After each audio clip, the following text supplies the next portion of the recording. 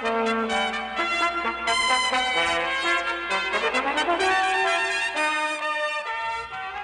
evening. I'm Heather Brown, and welcome to Profiles. This evening, it is my pleasure to welcome Ben Carpenter, president of the Southland Financial Corporation, and also a neighbor to all of us here in Irving. Of course, his family has the Carpenter Ranch, which Las Colinas is being developed on. Mr. Carpenter, thank you for joining me this evening. Heather, it's my pleasure. What originally drew your family to Irving? Well, my father bought a ranch property along Hackberry Creek, which was north of what was then a very small rural community of Irving, in 1928. And so the ownership of that ranch is what brought us to the Irving area. Not anything specifically then brought him here? Other than I think he was attracted at that time to the rolling terrain that was surrounding the Hackberry Creek watershed. It's kind of unique for Dallas. It's a little more elevation. It's picturesque. There are mesquite trees, and so it was an attractive area. And his family has been and mine, of course, have been in the ranching business in Texas since 1877. So this was another location that he acquired in 1928. Good ranching land then. Yes.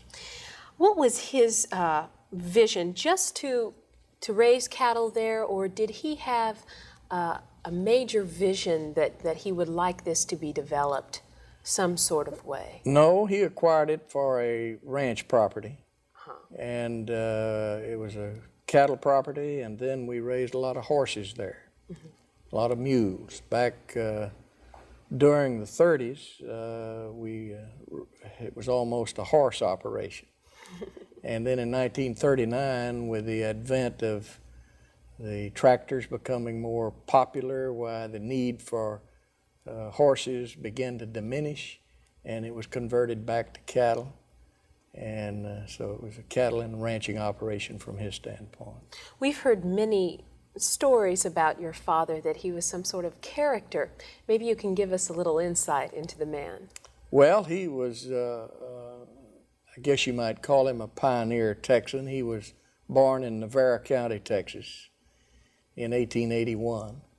His father had been a officer in the Confederate Army, and after the Civil War, relocated to Texas from Tennessee, like so many people did in that era, and came to Texas back then in 1876. And then the following year, he began farming and ranching and raising cattle. And so my father, those were his roots here. And my father then continued to be involved in that business, but he expanded into other fields of endeavor, into the electric utility business. And for 50 years, he was the chief general manager of the Texas Power and Light Company system in the state of Texas. And he was involved in life insurance, formed a life insurance company back in 1930, and he was involved in the steel business. He organized a company, Lone Star Steel Company, and built the first integrated steel plant in the state of Texas over at Dangerfield. So he had a varied business experience, but all through it all, he was continuously involved in agriculture and raising cattle and in farming, and that drove him to select this location back in 1928. Of course, at that time I was 4 years old, so I've had an exposure to the Irving area all my entire life, dating virtually from the time I was 4 years old to the present.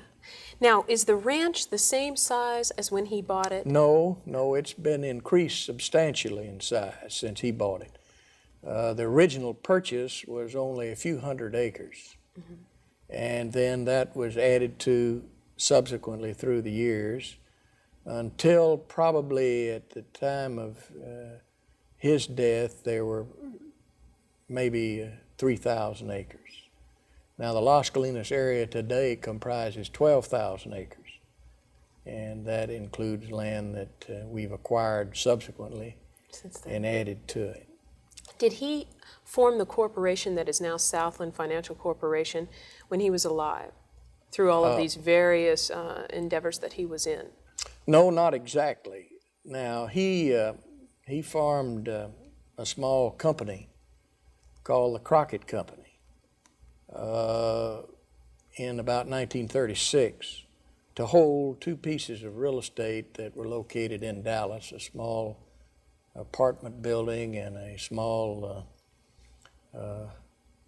20-room hotel, actually, which is located on what is the present site of the Plaza of the Americas Hotel in downtown Dallas. And he kept that little company, and when I graduated from college, which was in 1948, I decided to devote myself to the real estate business, both ranching end of it, agricultural pursuit, as well as the development of urban real estate properties. And so I took charge of that little company called the Crockett Company. And from that point, I began to build it into a real estate company. Mm-hmm. And through the years, there was vested in it later 25% of the capital stock of Southland Life Insurance Company, which the family had owned. And subsequently, then we reorganized the Crockett Company, and it became Southland Financial Corporation, owning 25% of Southland Life. Mm-hmm.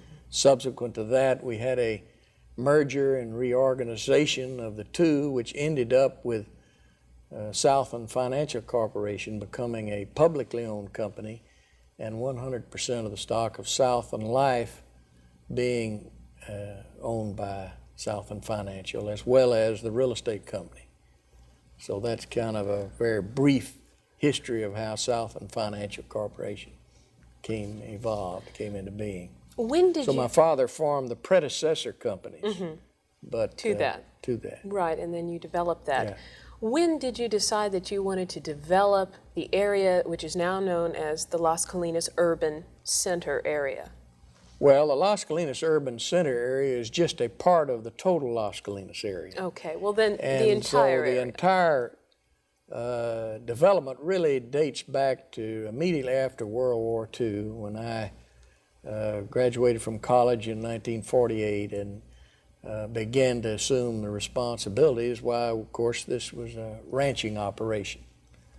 But Irving had begun to grow right after World War II, a pretty big growth as a bedroom city. And unfortunately, that growth to some extent was uncontrolled because some of the development was beyond the city limits. And the development aspect of it wasn't the best planned. There was inadequate sewage facilities, inadequate water facilities.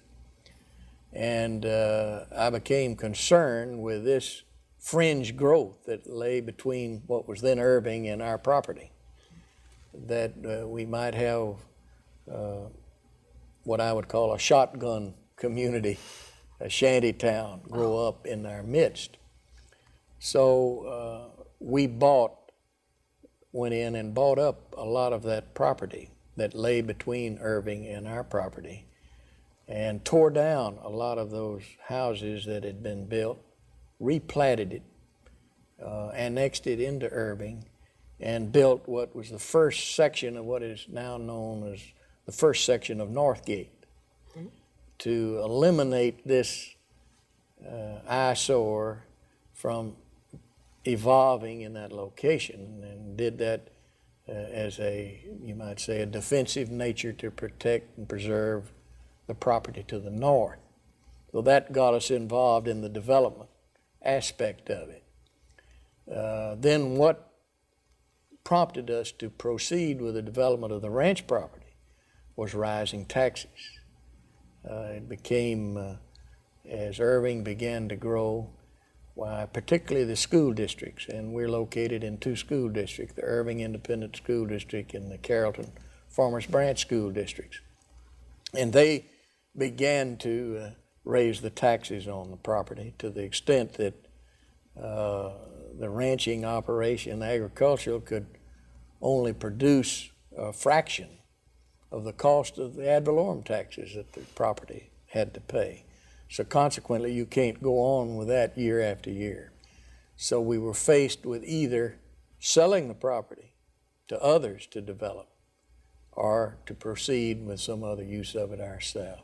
Mm-hmm. And we opted to do it ourselves because we felt that here was an opportunity to do something unique and unusual and make a contribution to the situation and preserve the environment.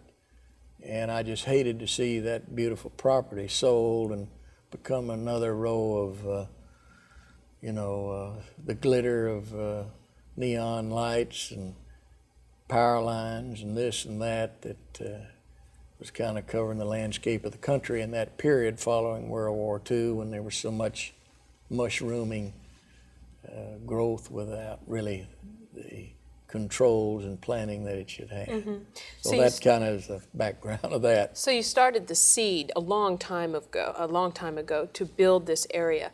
But That's you right. must have, it is a planned community. That's right. And you must have toured around the United States trying to get ideas. And where did you go and what did you find and what type of criteria did you use in assessing these places? Well, and what it was about 1956 that I began to really plan the development of the property.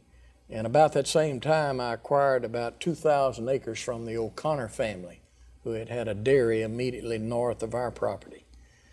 And with that property added to what we had already accumulated, then we decided to plan it. And so we put together a planning team and hired some planning firm from Palo Alto, California. Then it was known as Ernest Kump and Associates.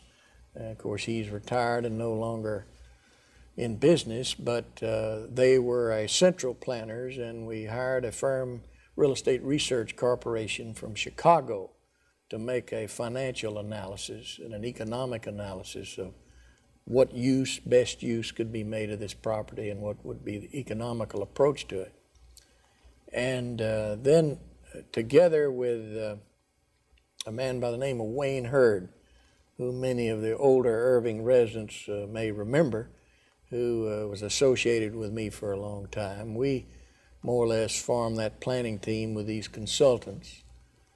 And based upon travels around over the world, we came up with the idea of a totally planned, multiple-use development of the property.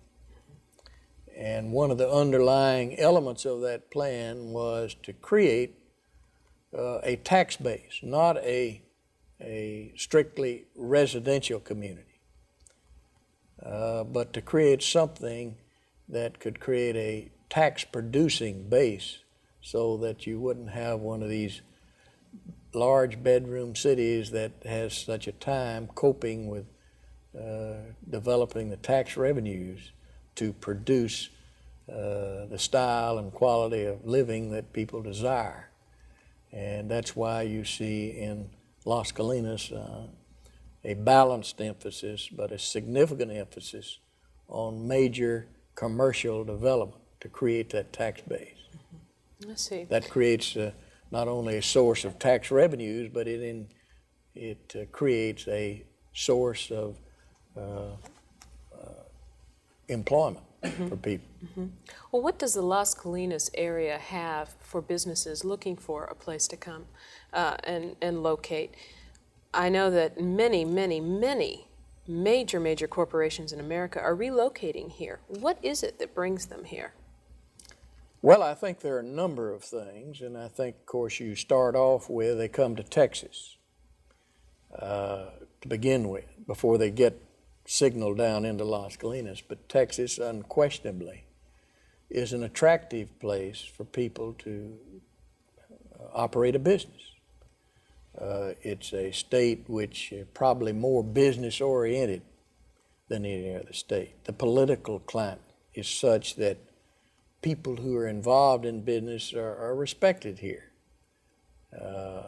And therefore, I think we still have a political system on the state level that recognizes the part that a healthy business climate plays in the economic life of a state. So I think, first of all, we're in Texas.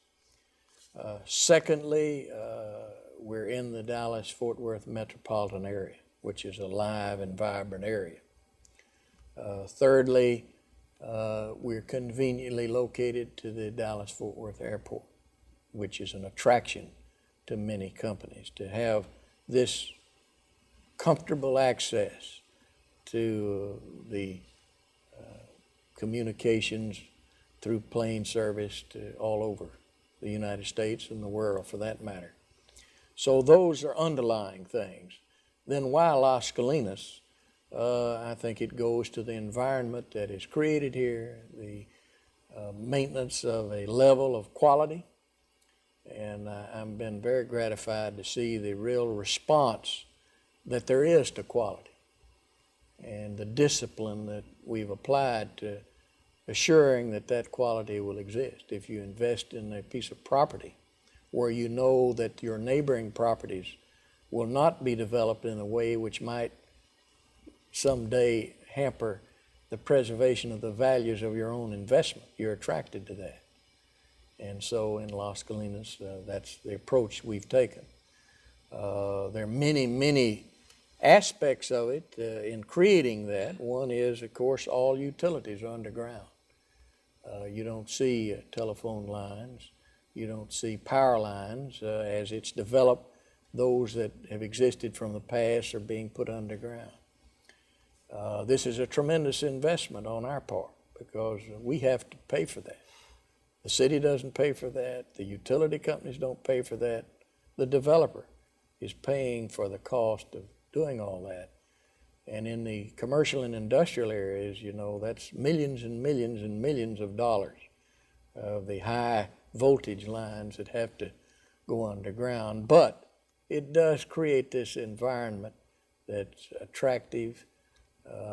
It provides for us an interesting place, and the same thing is true of our landscape system. We supplement the landscape activities, and I think that is an attractive thing. Mm-hmm. So there are many, many things, but those are just a few of them. Many of the citizens of Irving have expressed that they like the small town community feeling that they have here. Do you think with the explosion of the Las Colinas area that we're going to be able to keep that atmosphere here in Irving? I don't think that you'll be able to keep the same atmosphere that you've had in the past. No. The point is, there is going to be change, and it's coming, and it comes no matter what you do. Therefore, our objective and really what we need to do is how do we manage that change? How do we replace what we've had in the past for something else, but something else that is better, or something else that is equally as good? It may be different, but it's got to be pleasant, it's got to be attractive, it's got to be comfortable, it's got to be functional, and that's our objective in Las Colinas. Mm-hmm. There's no way in the world that you can halt your environment and it's going to just exist just like it is. It's changing all the time. There are too many forces that we don't have any control of that are going to cause it to change. So we must respond to that by managing that change and by doing the guiding it rather than resisting it. Mm-hmm. Because if we try to resist and have no change at all, nothing, that won't accomplish anything. And then I think you would have a deterioration of the environment with the failure of that ability. What do you think that Las Colinas has given to the city of Irving? Well, of course, Las Colinas is a part of Irving. So it's a part of Irving. So as Irving has expanded and included the Las Colinas area, I would say Irving has acquired one of its more attractive parts of the community. I think it's acquired an area that is contributing substantially to the financial support of the total community. The tax revenues that come from the Las Colinas part of Irving are way out of proportion to the tax expenditures that are expended within the Las Colinas area. So it's contributing to the financial strength and stability of the city. And I would dare say that without Las Colinas having existed, that Irving's feat of passing a $91 million bond issue and being able to service and fund that without an increase in taxes and would not have been possible unless there had been the benefit of the tax base that had been created in Las Colinas. I know it wouldn't have been. Answer this for me. Irving is? Irving is an exciting place to live for me. I live in Irving and have since I've been married. My wife and I were married in 1948. We moved to Irving. At that time, it's our home. We've raised all of our 5 children here, so Irving is home as far as I'm concerned. What about your home now after this massive explosion? Are you still living in the same ranch house that was yours a long time ago? And what has happened to your business? All right, then? I'm living in the same house that I've lived in for the last 28 years. Now, when I first moved to Irving, it was before I built that house. I lived in another house. That, in fact, I moved in 1948 to a house that was on the property when it was acquired in 1928. But that house has since been demolished, and then 28 years ago I built the house that I'm presently living in. And what has happened to your cattle business? Are you Well, still of course, raising our cattle business has diminished in that area because as the land has been developed, of course, it can't produce cattle, but we still have cattle and horses on the remaining property there immediately around the house, and it's my intention to continue that. What excites you most about the development out at Las Colinas? I would say the exciting thing is seeing people who are responding to what's been created there. I like to see the people looking at the bluebonnets that we plant along the highways. I like to see people in the spring look at the tulips that in the parkways there, and it excites me to see other people responding to what's been created there. You know, this year we put out 140,000 tulip bulbs. So I think in just a few weeks, it's going to be a real attractive thing out there for people to enjoy. Beautiful. What about the future of Irving and of Las Colinas area? Well, I think it has as good a future than any community in the United States, or for the world for that matter. I think that Irving, with Las Colinas as a part of it, I know of no place I would rather live. I know of no place where I would rather be in business than this area. I think it has a great future from the standpoint of being able to respond in a positive way to the pressures of our country and our world, our political system, our economic system. There are a lot of communities around that are going to have to deteriorate to some extent and probably diminish the quality of life. I think that though we're better situated to cope with these pressures than any community I know of. Do you think that Las Colinas and the Irving area, well, Irving and Las Colinas area, whichever way you want to phrase that, will be able to stand up by itself among Dallas and Fort Worth? You know, the downtown areas of both Dallas and Fort Worth are beginning to rebuild and build up. Do you think that Las Colinas will be able to exist among those two in a successful way, as it has been so far? Well, I see no reason why not. I don't really look at Dallas and Fort Worth and Las Colinas and Irving as being competitive with one another. I think they supplement one another. Mm-hmm. And I feel that there are many opportunities that we have, though, in Las Colinas and Irving that don't exist in either Dallas or Fort Worth because of the opportunity we have with property yet to be developed that hasn't been developed. But I do see down the road in Irving I think a significant recycling that will take place in the future in the southern part of Irving or the older part of Irving. And I think that will occur over the next 20 to 25 years. I think it's inevitable, which will be a positive thing that you won't see in, say, the older sections of some of the cities in the Midwest or the East or the North. Some of their areas, as they grow older, will decline, and there won't be the opportunity for recycling. I see that in the southern part of Irving. Mm-hmm. How would you like to be remembered in the history area of the Southwest? Oh, I don't know that I'll be remembered at all. I'm sure you will. You kind of fade away, and others come along, and I just hope that people will enjoy and respond to what we've done here. Mm-hmm.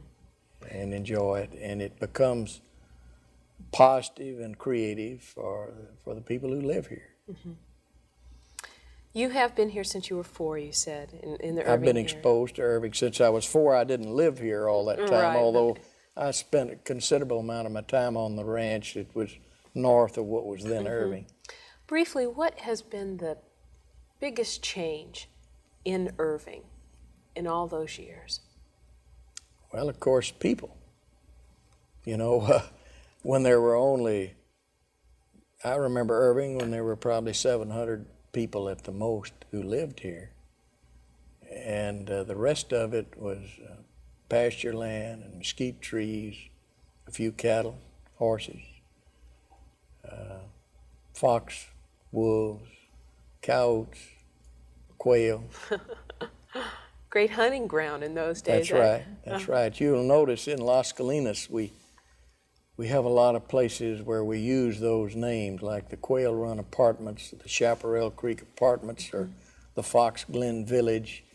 All of those go back to memories of my childhood, and they all have meaning to me. Those names, they weren't just picked out of a book, but they were picked out of memories of enjoying the wildlife that was there, and so it's changed from that standpoint. Thank you so much for joining us on Profiles this evening. Well, Heather, it's been a pleasure to be with you. Thank you. And please join us again for Profiles. Good night.